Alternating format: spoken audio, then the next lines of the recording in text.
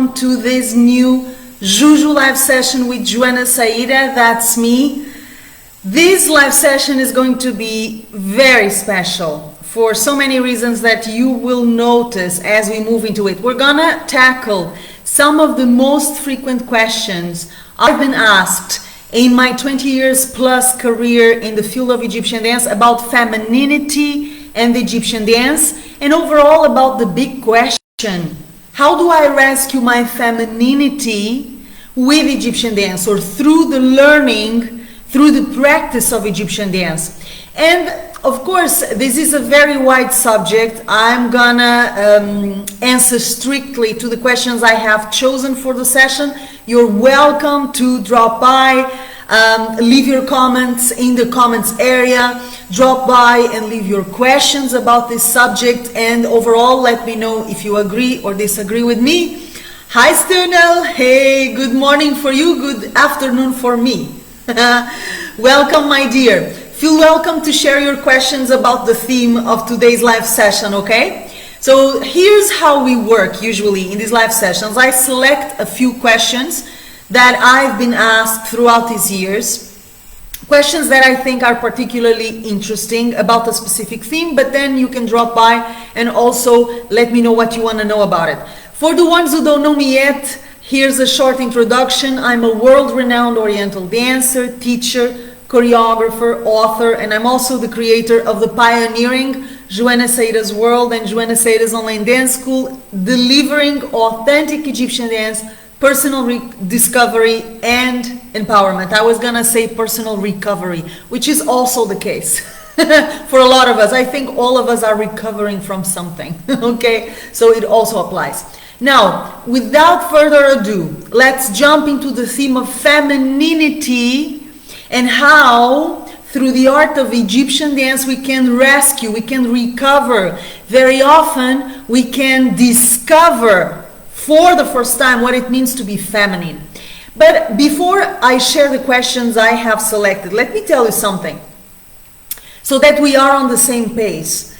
Femininity is not about women. Okay, so when we talk about femininity in the context of this live session and in the context of my own work, because femininity and the feminine polarity are things that I work in my school, in my private coaching, in my work around the world, in my writings. We're not talking about men and women. We're not talking about women becoming more women-like or whatever that means.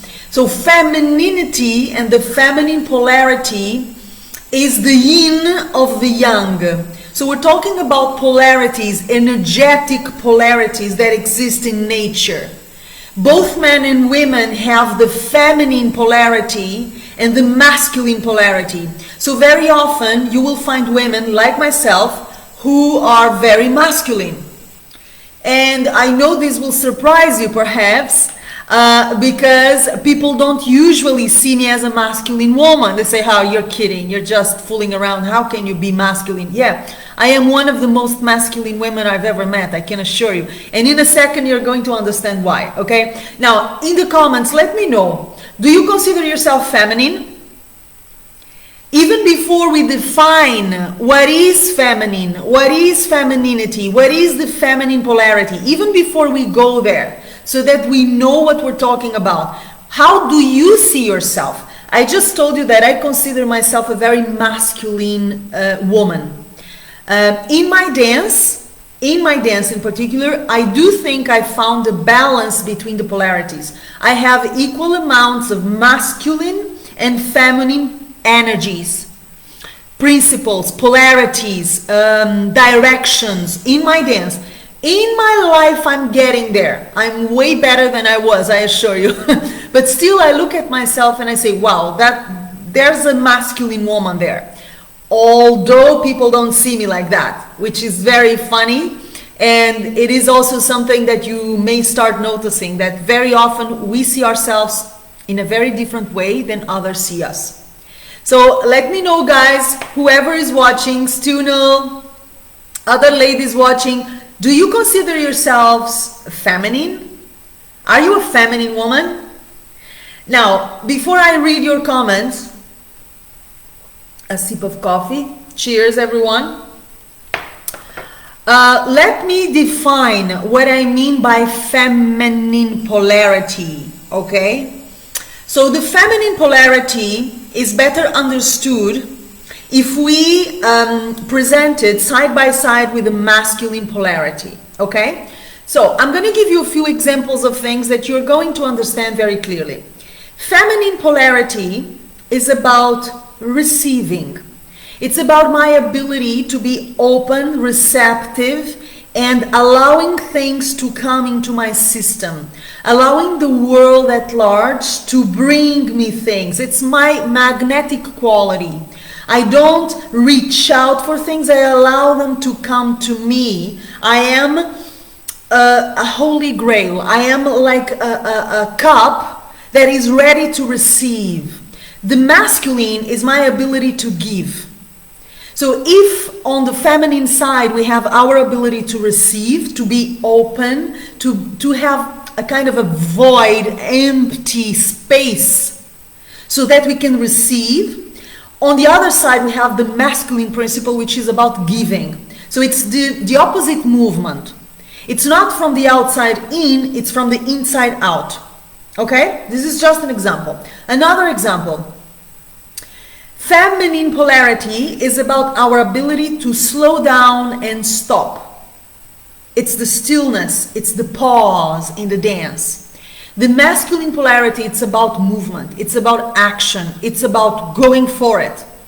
So there is not one better than the other, okay? So it's not a question of, oh, I have to become 100% feminine and forget the masculine. We live in a masculine world. I don't want to be masculine. Enough of that. No, we have to find a balance, because you need the pause and you need to be able to slow down as much as you need to be able to move forward and sometimes to run. You know, we need both. We need to be able to receive as much as we need to be able to give. So if you develop only one polarity, you're going to be imbalanced. It's not that you're going to be wrong. It's not a question of being wrong or right. It's a question of imbalanced. I'm going to give you a few more examples.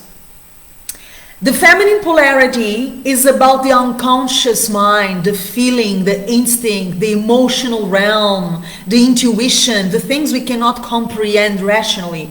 The masculine polarity is about the rational mind. It's not the irrational, it's the rational. It's the logic, it's the structure. It's understanding, analyzing, summing 1 + 1 = 2. It's the mathematical brain. Is it one better than the other? I'm not sure. I don't think so. I think we need both. Okay, then again, the rational mind is good for certain tasks. The irrational mind, the instinct, the intuition, the feeling, is very important or are very important for other things. So one is not superior to the other. Other examples, and I'm going to use images, okay? The moon and the night belong to the feminine polarity. It's the darkness, it's the rest, it's the sleep, it's everything that is in the shadow, if you like. The sun and the day belong to the masculine polarity. It's the light, it's the action, it's life that is awakened, consciously awakened. Yeah? Now, let me see what Stunel is sharing. I don't consider myself particularly feminine by societal standards. Okay, that's another question, right, Stunel? Because different societies have different concepts of femininity. And sometimes we may consider ourselves feminine, but the society we live in doesn't. So that's another very important question. Stunel says, I'm more comfortable giving than receiving. So, very good. That's already a symptom of your feminine polarity in an imbalanced state. If you're very comfortable giving, but when someone gives you a present, for instance, let's be very practical. When someone gives you a present, or someone gives you a compliment, or you need to surrender and allow life to bring you what you want as opposed to go and fight for it and work for it and fetch it, that is a symptom of your feminine polarity that is a little bit weak. Okay? So it's very important for us to observe where we are in the balance between these polarities, okay? Feminine polarity is about silence. Masculine, it's about sound. It's about your ability to express yourself. It's about music. It's about sound. Masculine polarity is about expressing yourself, bringing your voice out in the world. The feminine polarity is about listening. This is why so many of us also confuse the feminine polarity with passivity. It is not passivity. A passive person has an imbalanced and often distorted feminine polarity in them. So the feminine polarity is not about passivity. It's about knowing when to stop, when to slow down, when to receive, allow things to come to us, and also how to listen, which is another way of receiving. It's very important to have my masculine polarity active. Why? Without my active polarity in the masculine side, I wouldn't be able to be here and talk with you and deliver this content. This is my masculine polarity in motion, in action. But without my feminine polarity, I wouldn't be able to read your comments and really understand where you're coming from, listening to you, feeling you, where you are, what you mean, and being able to reply accordingly. You see how they need to be balanced. Now, this is just a very short introduction so that we know exactly what we're talking about, okay? Now, I'm gonna go straight into the questions I have selected. Please feel welcome to share yours, yeah? Sorry, okay. Question number 1. Does Egyptian dance make me more feminine? Does Egyptian dance make me more feminine? What do you think? If you're listening to this live or recorded, let me know in the comments. Do you think Egyptian dance makes you more feminine? Yes or no? Now I'm going to give you an answer. Then again, this is a big subject. I try to give you a few important hints. I'm not covering everything in these live sessions, okay? Now, the answer is yes. Egyptian dance does make you more feminine because Egyptian dance will demand that we develop masculine and feminine polarities equally. Now, what happens is that most women, like myself, arrive to Egyptian dance with a predominance of masculine polarity. I'm going to give you an example, my own example. When I started studying Egyptian dance, I was unstoppable as I am today, but with a little difference. That makes a big difference. I couldn't stop. I literally couldn't stop. Nowadays, I know I have to balance things out. I cannot work 24/7. I cannot focus only on my career and in achieving my goals. I also need time for my personal relationships, for my family, for myself, to rest, to stay still, to listen to the silence. I need my downtime. So this is a good, very practical event, development of events, let's say, that tells you with time and with the development, with the learning of Egyptian dance, you do get invited to balance things out. So before I started studying Egyptian dance, I didn't know how to slow down. I didn't know how to stop. I thought that if I stopped, my life would be over, that I would be weak, okay? Another thing that Egyptian dance changed in me drastically that has to do with the development of the masculine and the feminine polarities in balance. My ability to feel aside from my ability to think. So I was very rational and I was always very good with my head. Always very good with my head, but I had no clue how to feel. How to feel emotions, how to create the space to feel emotions, to give love, to receive love. Why would I need space for that? I didn't even know I needed space for that. You know? Also, Egyptian dance changed me and made me more feminine in the sense that it allowed me to rediscover my sensuality, pleasure in myself. So I was so focused, like most dancers are, in performance. I wanted to get it right. And mind you that when I started studying Egyptian dance, I studied it for 1-2 years, and then I was in Cairo launching my career. It's nuts, and I don't advise it to anyone, okay? So it means that I was under pressure and working professionally very early on, extremely early on. I was not mature enough for it.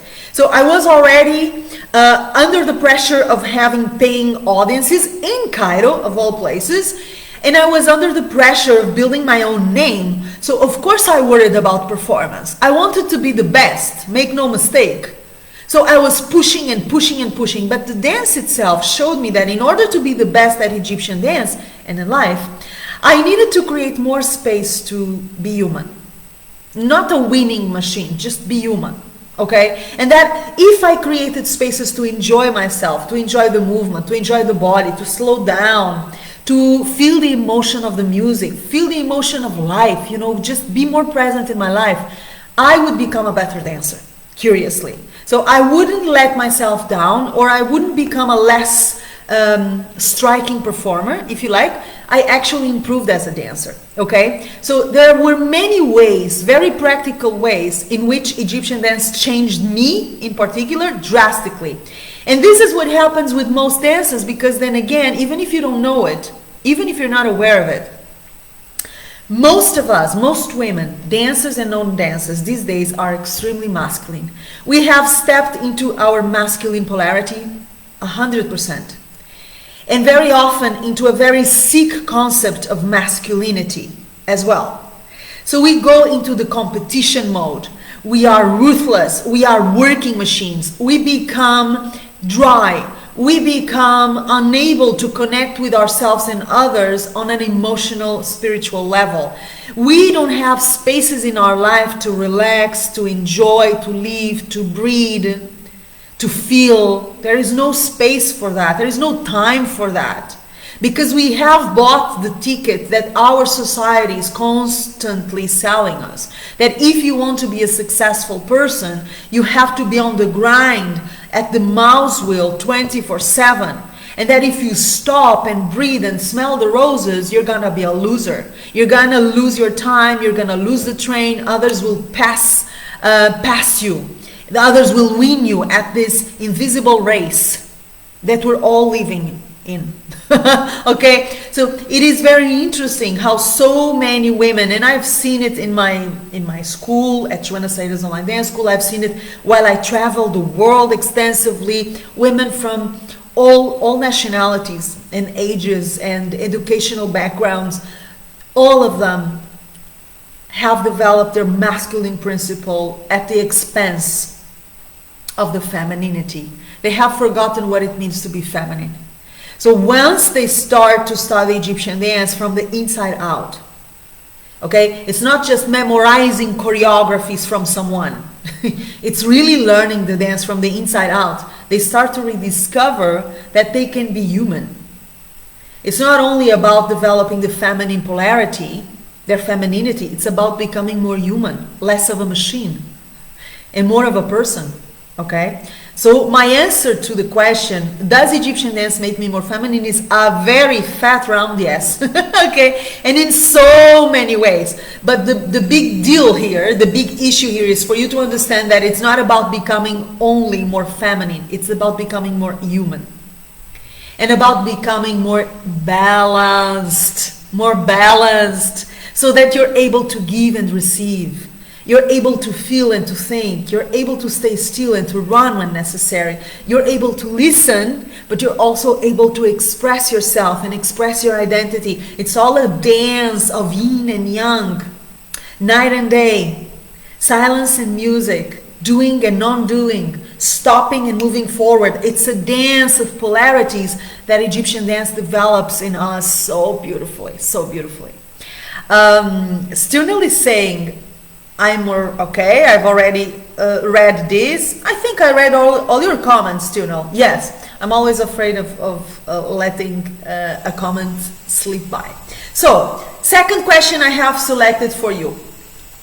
Why do I need to become more feminine?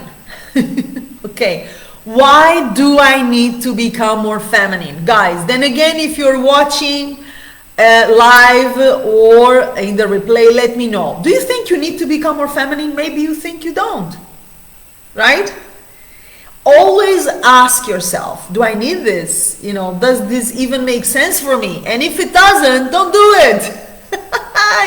You know, very recently, I answered a student in our new online course, How to Dance Breda Jurecko. She was sending me a feedback about a meditation that I did, okay? And of course, everything I create in my courses is original. I am not a copycat, and I detest copycats. It is known. So everything you're gonna receive in my work comes from within. I don't follow anyone's work, okay? I learn from people, but I don't follow people. I don't copy people. So you're gonna receive always, make no mistake, original material in my courses and in my classes. It's coming from my guts, literally, okay? So she was telling me about the way she does meditation, how I do meditation. This is not the way I do meditation. Why don't you change it? And I told her, obviously, first, thank you for your feedback, because it's always precious to receive the feedback of students. And that is my feminine polarity in motion, my ability to receive feedback even when it is a critic, and listen to it, and really listen to it, as opposed to defending myself and saying, no, you have no right to criticize my work. Of course everybody has the right to criticize my work. My work is public, so if it's public, you are able to criticize it as much as you like. So my ability to listen to the critique is my feminine polarity in motion, but then my ability to answer is my masculine. And what I answered to her was, this is original content, and this is something that makes sense to me as a teacher, as a learner, as a student of my own craft. If it doesn't make sense for you, try it on as I am giving it to you. If it doesn't make sense, change it, dismiss it. But if it makes sense, if you get the results I'm promising you that you will get, then consider there are different ways of doing things. So it's always a question of trying out things. Does it work for you? Do you feel you need to become more feminine? If the answer is no, tell me to sod off. Joana, sod off. I don't need to become more feminine. It's okay. Good for you. It's always about filtering the information that you receive. If it rings a bell, it rings a bell. Stunel says, so that I can be more balanced. Yeah, I do think, guys, that independently of the culture you're in, so let's imagine we're talking about Egyptian women, American women, Spanish women, Chinese women. In my school, I have beautiful women from all over the place. And this is one of the things I love about having a global online platform, is that I'm in contact with women from so many different cultures, and some of them are in my private coaching programs as well, so I get to know them even better. And here's the thing, independently of your culture, independently of where you are in the world, rest assured, all of us have been pressured to become less and less and less feminine. And by all of us, I mean men and women, not only women. Because men too have lost their ability to feel. Men too have lost their ability to slow down and stop and smell the roses. Men too have forgotten what it means to use their intuition. They don't even know they have one. Men too have forgotten how to receive. And of course I'm generalizing. We're all generalizing here. But if you observe the world around you, wherever you are, you're going to see that I have a point here, okay? So why do we need to become more feminine? Because it is one of life's proposals, one of life's energetic proposals that we need in order to be more balanced, as Stunel mentioned. But it's also because we are in default. Our femininity is in default. As I already mentioned, most of the women who arrive to Egyptian dance, according to my observation, have a predominance of masculine polarity in them, and very often in a very twisted, distorted, destructive way. I was one of those women. I am a masculine polarity freak in recovery. Every day I say to myself, Joana, take a moment to breathe, go outside and look at the river and enjoy the landscape. I am recovering myself. I am allowing my feminine polarity to dive in. Every time I'm dancing, or I'm eating, or I'm shopping, or I'm doing anything, and I allow myself to feel the moment. Feel the moment. Feel the moment here with you. This moment that will never be repeated again, and feel this sense of gratitude. Be in the moment. Without projecting myself in the next hour, what I have to do next. Every time I do this, I am tapping into my femininity.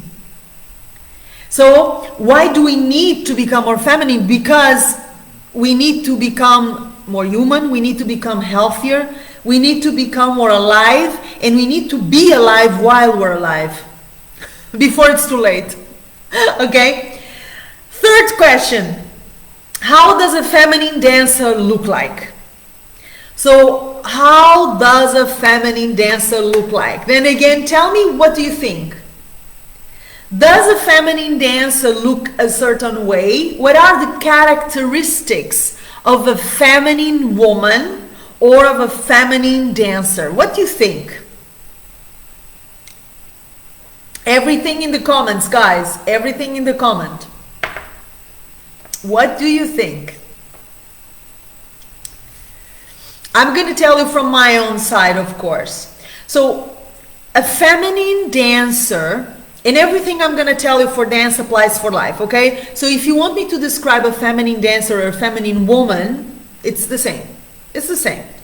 A feminine dancer is a dancer who will express herself truthfully without the pressure of having to look or to behave a certain way.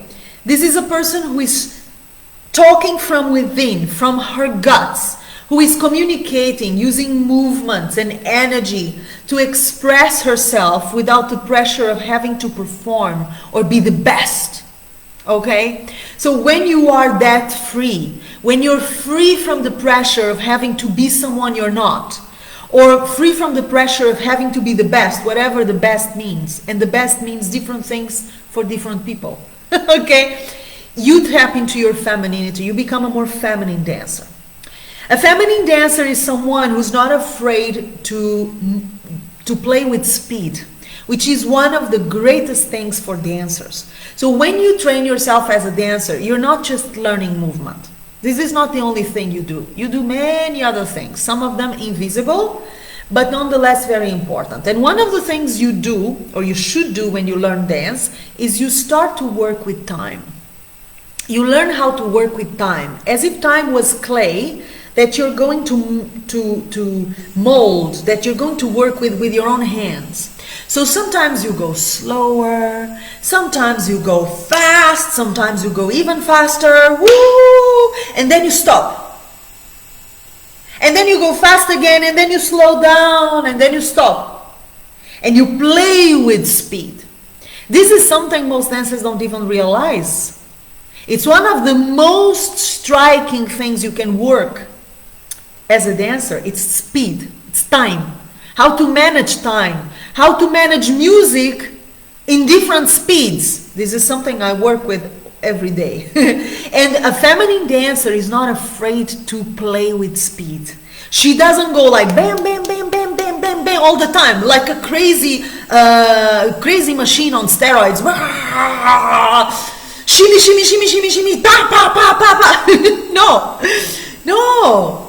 No, a feminine dancer is taking her time. As I said, sometimes going fast, sometimes going slow, sometimes pausing and creating what I call the contrast, which is something that makes great dance. One of the factors that we need for a great dance piece, contrast.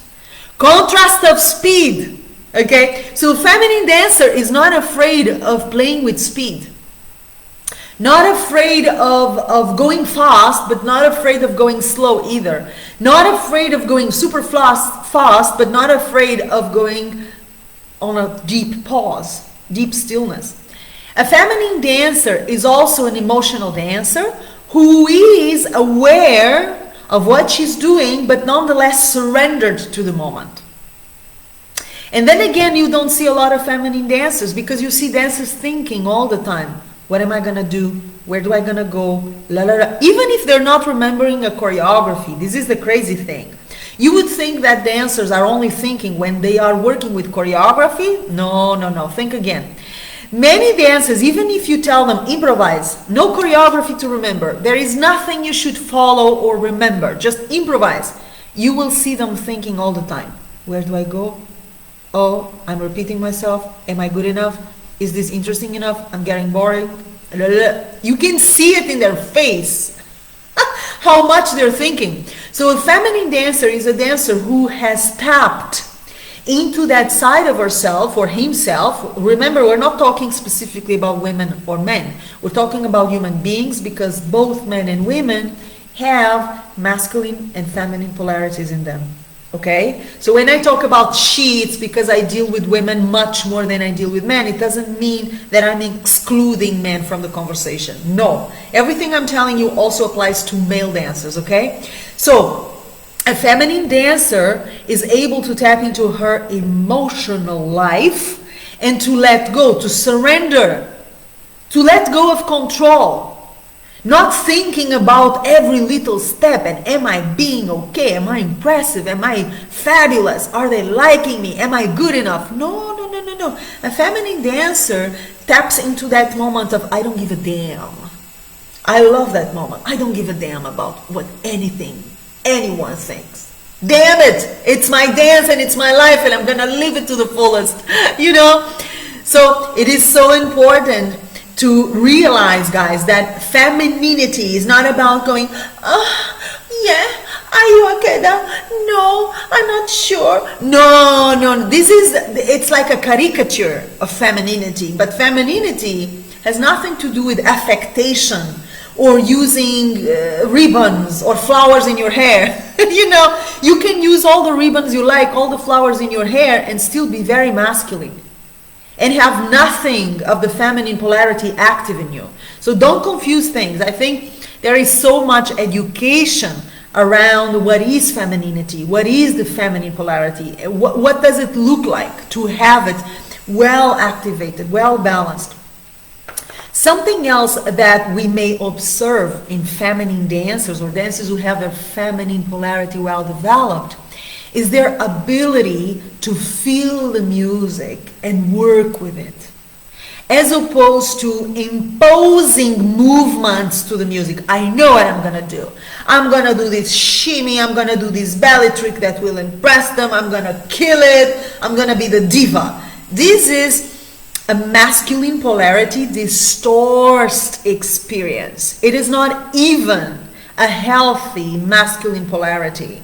Okay, it is a distorted masculine polarity. So a feminine dancer is a dancer who can receive the music. This is why I tell my students, before you start moving, take a few seconds to listen. I mean it, always. Take a few seconds to close your eyes and listen. And from that point of listening, which is receiving, you're receiving the sound. You're bringing the sound into your system. From that point, you move. And this is when dance really comes alive. But most dancers don't do that. They're too obsessed with movement. What do I do? Tell me, where do I go? What do I do? What do I do? And in life, it's the same. How many of us have tapped into our intuition? Before we take a decision, we feel. Allow things to sink in. Allow the situation, whatever there is, to sink in. And allow your intuition, your heart, your instinct, life to tell you how to move, where to go. How many of us do this? I don't know a lot of people who do this. Actually, I know very, very few people who even know this is possible, okay? Stunel is saying, I don't think there is a specific look to it. I think you can see a dancer receive the energy around her and give it back in the way she sees fit. You can see her breathe into her movement. Okay, beautiful, beautiful. I think you can see a dancer receive the energy. So, Stunel, you just touched one of the points of femininity, which is receptivity, right? As I mentioned. But receptivity, it's about many things. So receptivity towards the energy of the moment, how I'm feeling, how this day is feeling. Receptivity towards the music, how this music is getting into my system, how it affects me. If you're dancing in front of an audience, obviously you have the factor audience to consider. So that is how I'm receiving the energy from my audience. What are they giving me that can shape my dance, that can change my dance? I always said, you know, audiences are barometers. Now, we're talking about specifically performing, right? The dancers who are performing. The audience is your barometer. They will tell you if you're doing it right, okay? And how do you feel that? You feel that if you are open to their energy. You feel that if you have your femininity developed enough to the point of allowing yourself to receive the energy of other people and read the energy. Are they with me? Are they not? Are they bored? Is this working? Is this not? How can I shift gears so that I can bring them back to me? All of this is impossible if you don't have your feminine polarity well developed. Okay, and those are just a few examples of receptivity, how you can be more receptive as a dancer and work better from there, create better from there, dance better from there, live better from there. Now I'm going to give you a last point about the way a feminine dancer look like in the sense of behavior, okay, not necessarily in the way she or he looks like physically, but in the way they are perceived, in the way they're operating. So a feminine dancer is someone who enjoys herself or himself, and someone who allows themselves to feel what they're doing. So there is a space for feeling, a space for pleasure, a space for pain, a space for fear, for insecurity. A dancer who has stepped into her or his feminine polarity are totally open to whatever that experience has to offer. So you can see them going through different emotions, different feelings, different moods. They are not the same from the beginning till the end. They are not a cute little machine. They are not a movement machine. No. You can see a human being in motion and also full of emotion. They find spaces and times and opportunities to feel the movement, to feel the dance, to feel the moment, not only the movement, to feel the moment, the moments. Let's put it in plural, the moments. And they're not afraid to slow down. Remember the slowing down part. They're not afraid to slow down so that they can feel deeper. So they do less movement, but they mean what they do much more. They know that quantity is not quality. Not in life, not in dance. You can move a lot, you can do a lot and end up right where you started, like running without leaving the same place. I'm running all the time, but there is no evolution. I'm still in the same old place where I was 6 months ago, 1 year ago, 3 years ago. I've been moving so much and I've been doing so many things, but I'm still in the same place. I'm stuck. So what the femininity or the feminine polarity allows you to do is to understand that quantity is not quality. So we aim for quality, not quantity. It's not because I do more that I'm going to have better results. It's all about what you're doing, what you mean with what you're doing, and if what you're doing is what you should be doing. Okay? Or if you're just moving aimlessly because that's what someone told you should be doing. It's like running in all sorts of directions, but without knowing where you're going. You're going to tire yourself, you're going to exhaust yourself, and you're not going to get anywhere. Because you're running in all directions, meaninglessly. So a feminine dancer, male or female, is someone who will probably use less movement, but it's the movement that is necessary. I call it, I borrow a term from French literature, which is le mot juste. Le mot juste is the right word, the exact word. A feminine dancer searches for the right word, the right movement. It's not about how many movements I can fit into a sequence, how many movements and tricks I can fit into a second. Why? Breathe, do less. But when you do it, make it meaningful. Okay?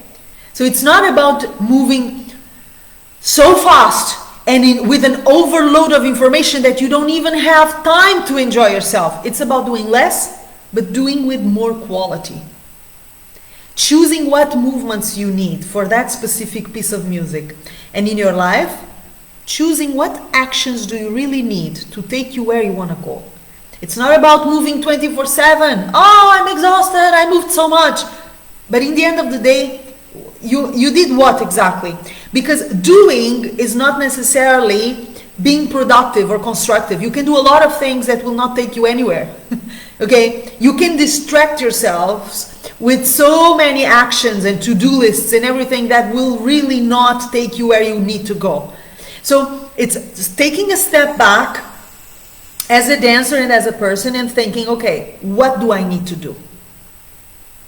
I mean, take a step back. Stillness. Remember, stillness. My ability to be still. Why do I need to be still? Amongst many other reasons, because stillness allows me to observe. Stillness allows me to reflect. Stillness allows me to take a step back and say, where am I? Where do I want to go? What makes sense for me now? What is the next action?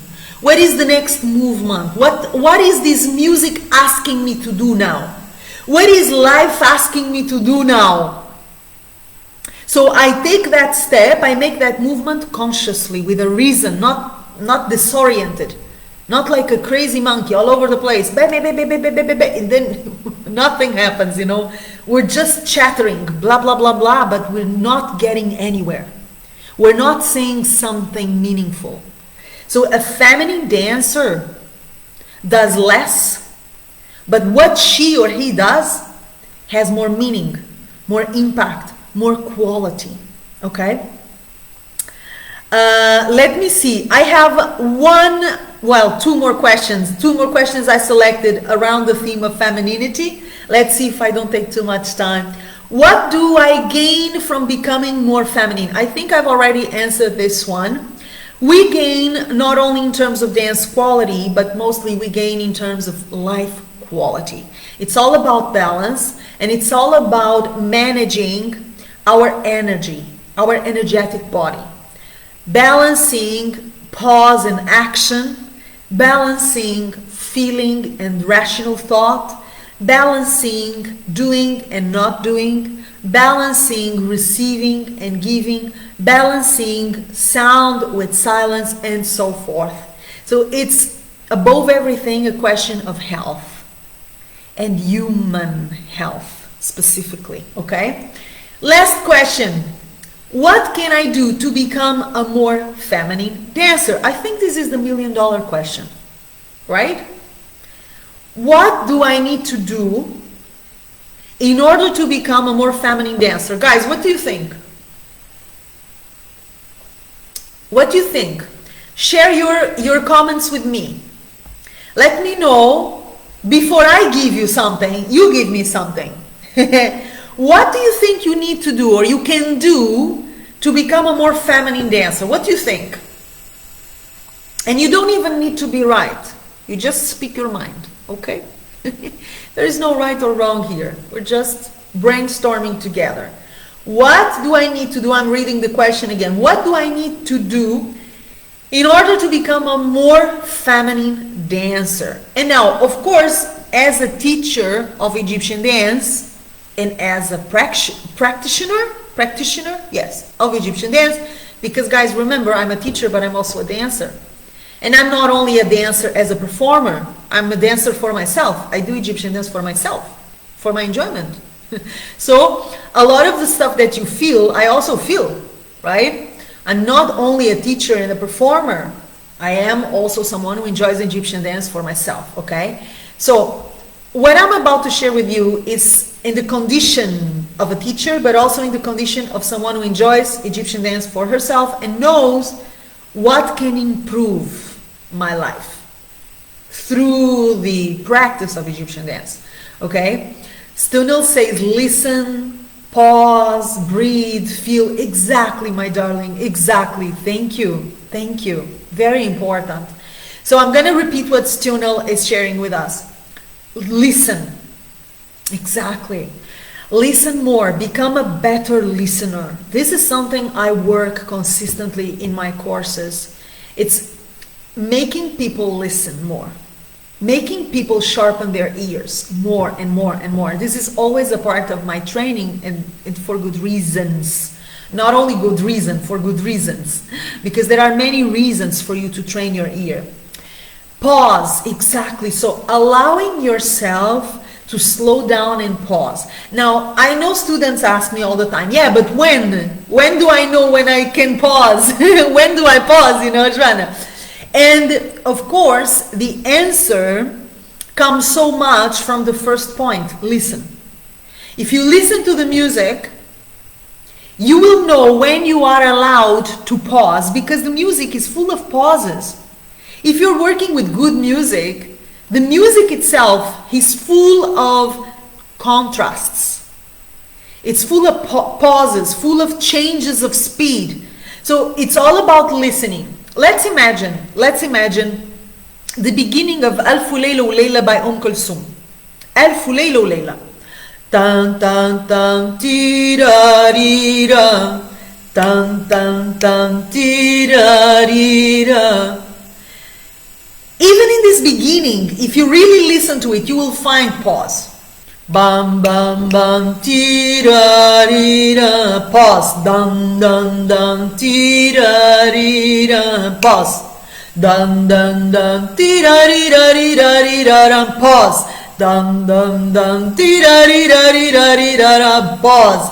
Dun dun dun tirarira. Double pause. Dun dun dun tirarira.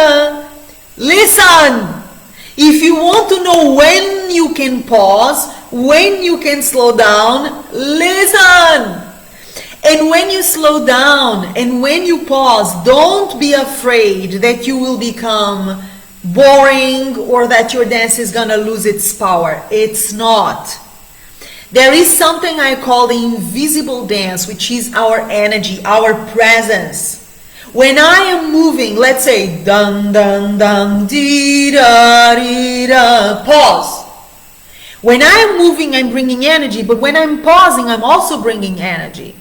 And even more so, because when we're pausing, we're not distracting ourselves or others with physical movement. So there is this space where you can exhale, you can expand, you can send your energy out in a much more clear, direct, powerful way. Your energy is not being spent with physical movement. Okay?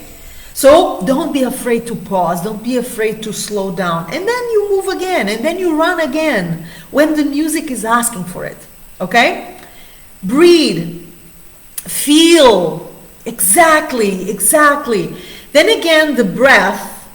And this would be an entire live session only about the breath. The importance of breathing. My God, do we really want to go there? So important to breathe. And most dancers are not trained to breathe. How crazy is that? Dancers are trained to move, but they're not trained to breathe.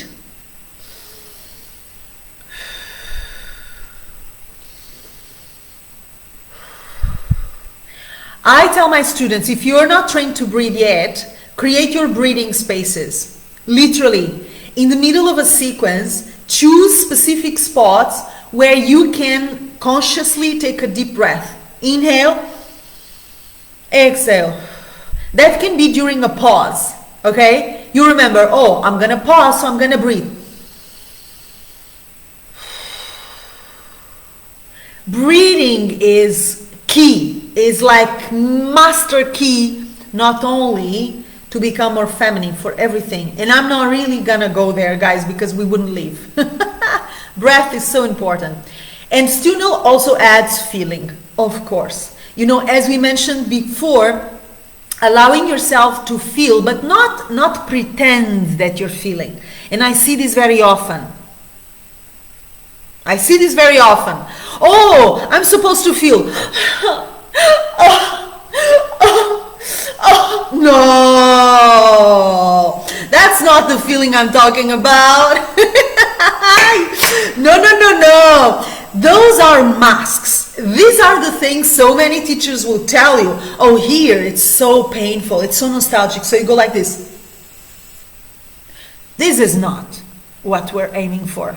It's real emotion. And real emotion doesn't look like a specific thing. Nobody can choreograph emotion. Nobody can tell you, this is how you feel the pain, this is how you feel the joy. Because emotion is one of those things that nobody can teach you. Everyone will feel differently. Guys, if we're working with the same music, if we're working with the same choreography, if we're working doing exactly the same movements and steps, none of us is going to feel those movements and feel the music the same way. Why? Because we are different individuals. So stop confusing feeling and emotion with masks and what I call bad acting. You know those actors from the old days, theater actors, who were very magnanimous. Oh my God, I'm gonna die. No, no. You have to create a space where you're truly feeling whatever you're feeling and allow your system to bring it out in a natural way. In your own way. It's not about formulas. No. This is not going to serve anyone, believe me. Okay.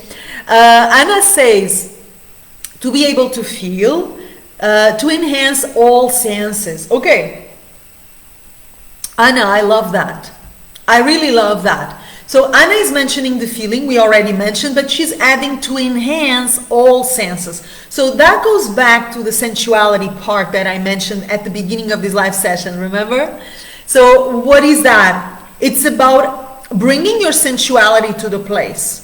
Really feeling your muscles, feeling the music, feeling your own touch, feeling the ground beneath your feet, having this sensual pleasure of someone who is fully present in their physical bodies. Super important. And that is for sure another way of bringing more femininity, more feeling, more instinct, more joy, more life into your dance. Okay? Thank you, Anna. Exactly. Beautiful. Chris is saying pausing with energy. Absolutely. So it's not like we can pause without energy. See, if for a second you are without energy, it means you're dead.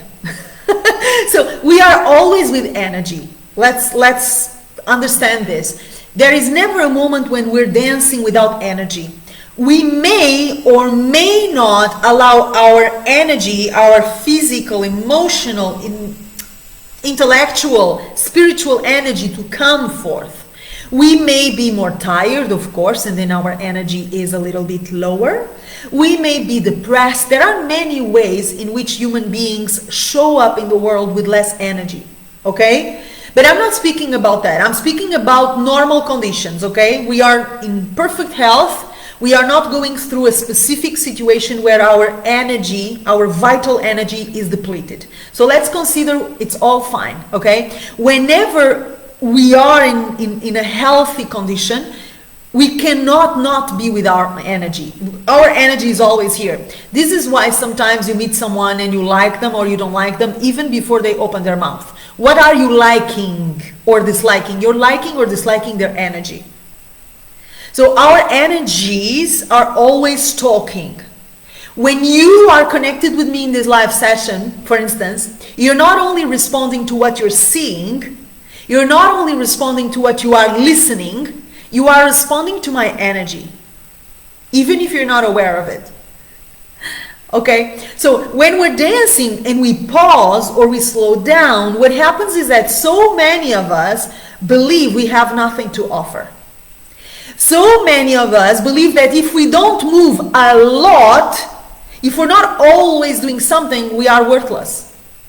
Because we were told in so many ways that we would become worthy if we did stuff, if we accomplished stuff, if we showed others how much we can do. So dancers are terrified of slowing down and stopping because they believe their energy, their presence will not be enough.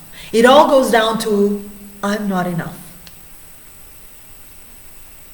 If RuPaul was here, he would say, can I get an amen in here? Can I get an amen up in here? It all goes down to believing you are not enough. That in order to be a great dancer, or in order to be an interesting woman, you have to show what you've got, baby, all the time. That if you slow down or do less, you're going to become invisible. Most dancers believe that. So they run away from slowing down. They run away from the pause. They run away from using their energy because they believe it's not enough. They've been told it's not enough. Let's even go that far, okay? So I would highly suggest that you work on this notion that action is important. The masculine is important. Knowing dance technique is important. This is why we gather schools. Why students are in my school? It's not to stay still with me and meditate 24/7. They are in my school for other reasons, of course, but one of the reasons is they want to learn the technique, they want to learn the movements, they want to learn the choreographies, they want to learn all the information about the styles I teach within Egyptian Oriental, Folkloric dance, all this information, right? Okay, it's great, it's beautiful. We all want to know that. But then there comes a time when that is not enough. You have to bring the person to the dance. So the person to the dance has to come with the certainty, the conviction that she or he is enough. You cannot be thirsty for approval all the time. You cannot attach your sense of self-worth to how much you can do and how many movements you can do in a split second. You're gonna exhaust yourself and you're not gonna have the impact that you could have, okay? These are big subjects anyway, guys. We're just lifting the veil. Student says the energy becomes intentional. Yeah, baby. Yeah, absolutely.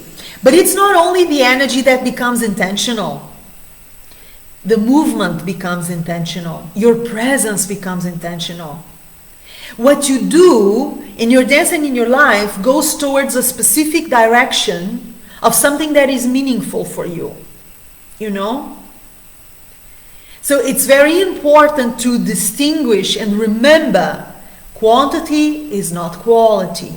What do I need to do? What makes sense for me right now? And then come from that place of meaningfulness, of direction. I know where I want to go. I know this is what I need to do right now. As opposed to, I just need to do something. Yalla, keep moving. Keep moving. Anything. No. Hi, Morag. Hi. Morag is saying, the divine female, or femininity, I don't like to use the word female so much because female is relating to women specifically, came to me on the birth of my daughter, which I had lost touch with. Finding this dance at the same time was also so awakening to this female holistic aspect of myself. I feel, therefore, there is that real female element that we are made of, which comes from the divine. Oh, so beautiful. Morag, would you like to tell us a little bit more about the birth of your daughter? How did that contribute to your recovery of your feminine polarity? In which way did that event made you more feminine? Can you share with us, if you like, of course, because it's something so intimate. Now, what can you do? I will add a few more things that you can do in order to become more feminine, if you like. Morag says fireworks. Whoa, baby, let us know more. Let us know more. Let us know more, please. Guys, by the way, I don't believe in formulas. I don't believe in universal formulas. I think that everyone will have different ways of reaching the same point. So, you know, what I suggest and what I share with you is just an accumulation of my own experience and knowledge and observation. But it doesn't mean it's the only way of getting things done. It's the only way to recover your femininity, okay? Now, aside from all the things that you've already shared, guys, and the things that I also shared from the beginning of this session, I'm going to add a few practical things you can do in order to become a little bit more feminine in your dance and in your life, okay? Now, very practical stuff. One, you use or wear more comfortable clothing.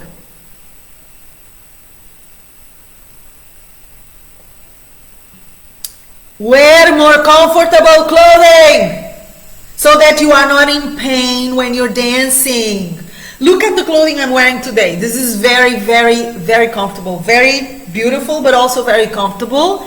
So my movements and the way I express myself and live, and the way I would dance if I danced with this clothing, would be so much more free, so much more pleasurable, because I'm not so worried about how I look. I'm worried about how I feel and how much enjoyment I want to have. So wear more comfortable clothing. Focus on how you feel more than you focus on how you look like. This is like my #1 practical tip to become more feminine, okay? Second, don't be afraid to be vulnerable. So I'm adding to the list we've already covered, remember? Don't be afraid to be vulnerable. Vulnerability, showing yourself as you really are, not like the diva, not like, no, nobody has patience for that bullshit anymore, baby.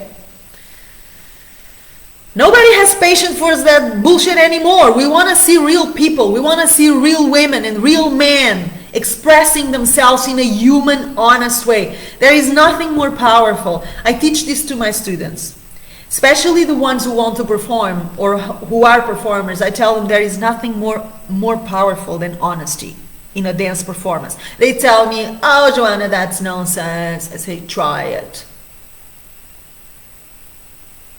Try it. There is nothing more powerful than honesty, than vulnerability. Show yourself as you are. Drop the masks. If you're feeling sad, show me your sadness. If you're feeling afraid, show me your fear. If you're feeling insecure, enraged, furious, frustrated, baby, give it to me. That honesty, that vulnerability will get you into your feminine polarity, but will also be the thing that connects you with other human beings.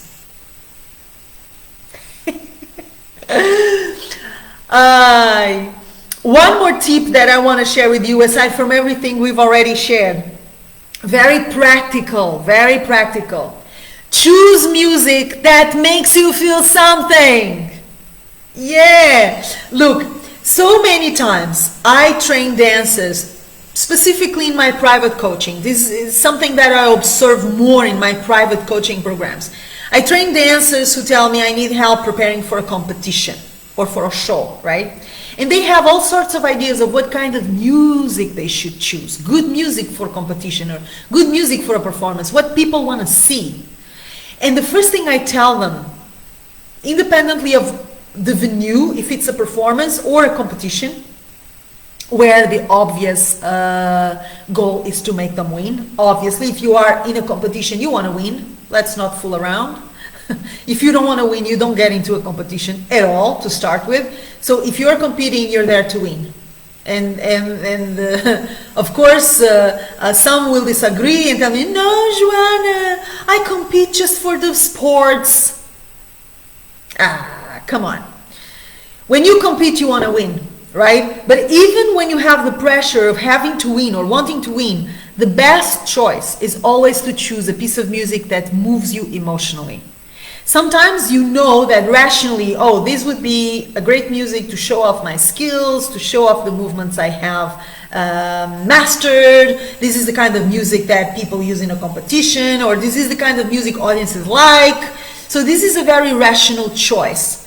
But I can assure you that the music that moves you from within, the music that allows you to feel that eagerness, that thirsty, the music that makes you feel like I have to dance to this. I cannot stand still listening. I have to say something. I have to do something.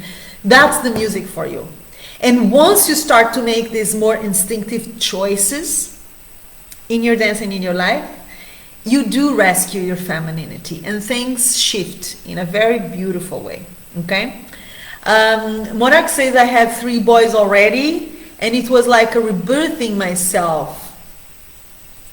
Let me see. Okay. I had grossly lost my essence, which was the girly aspect. My daughter makes me feel girly, and she is now 24. Girly feels the right word. We can all still connect to our younger girl within. I think I understand what you mean, Morag. I think I understand what you mean, absolutely. And again, guys, I do not think, I will repeat this, there is only one formula or one way of looking at femininity and experiencing femininity, okay? There are many different ways and many different paths to get there. The idea here is to give you this invitation, if you like, for you to consider where you stand in your dance and in your life in terms of the polarities. And if you need to bring a little bit more of the feminine polarity as we have described it in this live session into your dance and into your life. And the answer, I bet, is yes, you do. I do hope you enjoyed this session, guys. I answered the question. I had 5 questions here selected for you regarding to how to rescue your femininity with Egyptian dance. Thank you for the questions you shared, Morag and Stunel and Chris and Anna. Thank you. It's always a blast to read your comments and to also to make me think from your comments, okay? Because whenever you share your perspective, you make me think about things. So thank you so much for being here. Then again, I'm gonna invite you to check our new online course that is already happening at our school, Joana Saahirah's Online Dance School. The new course is How to Dance a Ballet Awedi. Why am I bringing this up? Because the themes I'm bringing in these live sessions, including femininity, are the themes of the course. So if these are themes that interest you, if these are themes that you feel you need to develop for yourself so that you learn how to dance better, but mostly you learn how to live better, I highly advise you to check our new course, okay? If you're watching this on Facebook, you're gonna find the link to the course in the comments to this video. If you're gonna watch this on my YouTube channel, at Joana Saahirah's YouTube channel, you're gonna see this in the description box below this video. I'm also gonna invite you to subscribe to Joana Saahirah's World newsletter, if you have not done so yet, so that you are the first to receive our offers, news, gifts, and exclusive inspirations I only share with my beautiful people. Then again, the link to subscribe to our newsletter is either in the comments if you're watching this on Facebook, or if you're watching it on my YouTube channel, it is in the description box below this video. Guys, I love you. I hope this live session was useful and inspiring in some way. Let the comments come. I will still read them and answer to them even as you watch this in the replay. And I will see you very soon for new live sessions about the themes that actually matter inside Egyptian dance and in life. I'm bringing very exciting stuff to the table, guys. So stay tuned. Then again, if you're part of Joana Saahirah's World newsletter, you will always be warned about these live sessions and other events we have going on at our platform.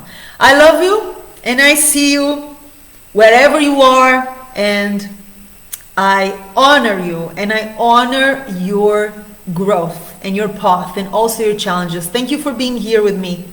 Okay? We'll see each other soon. Until then, you're gonna receive a huge kiss. Mwah!